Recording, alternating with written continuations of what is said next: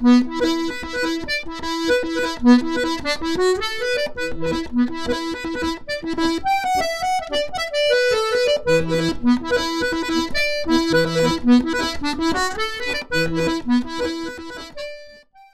process for this project began when myself and Nuala O'Neill visited Lenamore Stables, and there we met Geraldine Graham, and she showed us her whole complex, which is built up over the last, I suppose, maybe 30-40 years, she was telling us. And there she's got, I think it's between 50 and 60 horses, and all sorts of amenities, you know, horse related. So we had a couple of visits there at the stables. It's been wonderful coming up here to meet the horses and Geraldine. But it's funny I put it in that order because that's actually how it comes to me.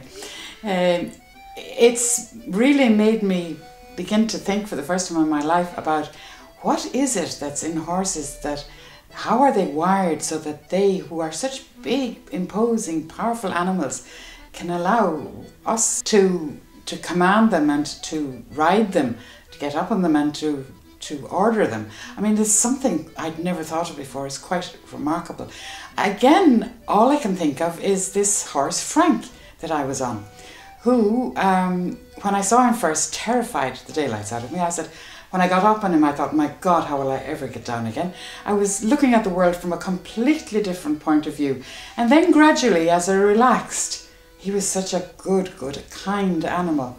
He allowed me, you know, to be giving the wrong messages maybe with my feet because I didn't know what to do with them yet, or be giving the wrong messages with my hands. But gradually, we got into a stage where I felt I was at one with this animal, and I was totally blissed out. I mean, this was extraordinary. I don't know what that means, but anyway, I love the feel of it. You love the feel of it? Yeah. I did feel, though, that it was like learning to ride a bicycle. Once you've done it once, it'll all come back afterwards with a bit of practice. I think you can read all the books regarding a particular sport or a particular activity, but it's only when you actually speak to somebody, speak to the people that are riding the horses, the person like Geraldine Graham, who's experienced over all her life really of horses. It's invaluable to hear their insight into this whole idea of the unity between the horse and rider. I really got an enormous joy is the word out of it, and the sense of the patience of this animal who would put up with me sitting on top of them was wonderful. And do it again, up. That's why you have to get the legs. Now, whenever you're coming down, folks, right, I'm pushing this leg back so you forward again. Right. Well, the other night out in Lenamore Stables, watching in the centre while people first of all went around walks and trots and then canters and gallops and then a bit of jumping, made me realise how much depends on the rider willing the horse forward. It's the rider, after all, has to give the message to the horse to trot, to canter, to gallop, and then to jump. And so I became very aware, first of all, of the 4 different movements and how they could be enacted musically. And definitely I could hear jigs there, I could hear reels there, I could hear maybe at the very complicated thing when they got into a jump, a bit of a hornpipe there. Especially there's that moment just before they jump, there's this kind of it's just quite extraordinary.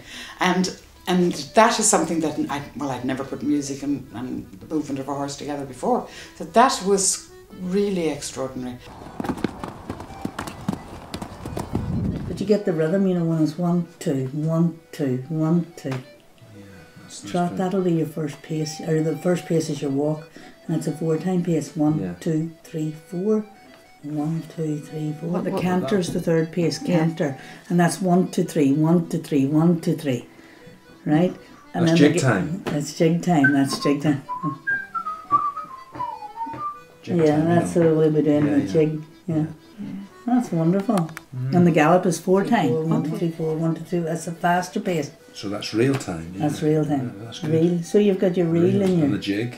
What I've tried to do within the music is when you see a horse galloping, it's very exciting, and I think a lot of people are attracted to traditional music because when somebody plays a reel, particularly if it's well played with one or even a group of people, it's very, very exciting, and I think that can mirror the excitement of the horse. Look at that, made for you. Oh, wonderful, look. Made for you. Walk, trot, canter, Very canter, good. gallop, moment of suspension. Sure, doesn't that say it all? It does. The collaborative process for me has been, I suppose, a departure from the normal things that I would be doing, and I suppose it's a real privilege to be working with Nuala in this project, and the idea of taking a piece of music and, you know, either letting that piece of music stand alone within her written piece, or to actually provide incidental music to some of the words that she's written, or to actually write a piece where she's going to take the piece and write words to it, you know, impose in a sense a kind of a structure, but a very welcome structure, and instead of me kind of working fairly haphazardly on something, it actually defines the particular thing that I have to do. The horse came to Ireland supposedly in the Iron Age with the Celts, and that was how they managed to you know, create a Celtic culture, was through the through horse riding. And all the early kings were called Uchi, which means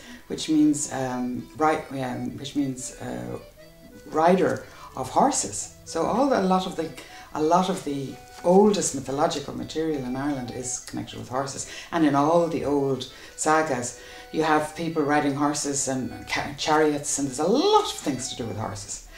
And and how do people see Ireland from outside? Well, I was in a hairdresser's in Turkey 2 summers ago, and there I am, and this man knows nothing about Ireland, and as he's doing my hair, he says, and you know, what is Ireland famous for?